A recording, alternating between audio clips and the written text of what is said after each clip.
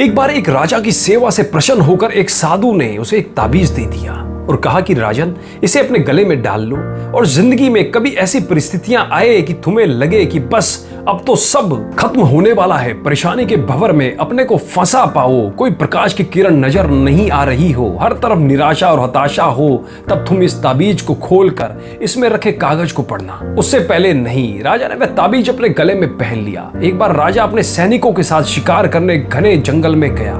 एक शेर का पीछा करते करते राजा अपने सैनिकों से अलग हो गया और दुश्मन राजा की सीमा में प्रवेश कर गया। घना जंगल और सांझ का समय, तभी कुछ दुश्मन सैनिकों के घोड़ों की टापों की आवाज राजा को आई और वो भी अपने घोड़े के साथ आगे भागता रहा। राजा आगे आगे, दुश्मन सैनिक पीछे पीछे। बहुत दूर तक भागने पर भी राजा उन सैनिकों से पीछा नहीं छुड़ा पाया।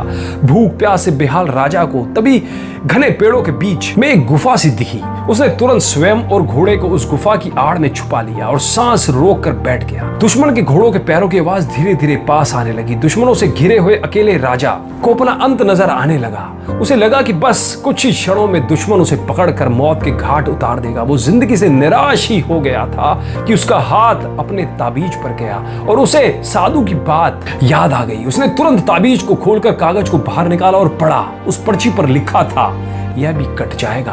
राजा को अचानक ही जैसे घोर अंधकार में एक ज्योति की किरण दिखी। डूबते को जैसे सहारे का तिनका मिल गया। उसे अचानक अपनी आत्मा में एक अकथनीय शांति का अनुभव हुआ।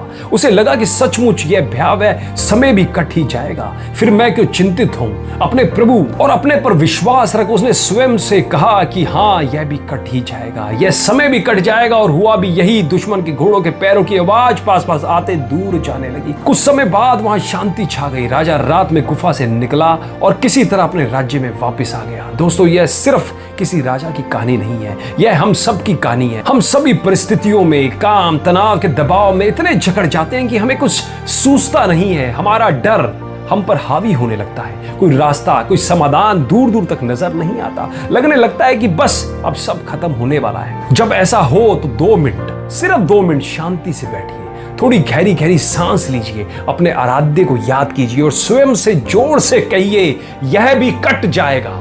आप देखिएगा, एकदम से जादू सा महसूस होगा और आप उस परिस्थिति से उभरने की शक्ति अपने अंदर महसूस करेंगे।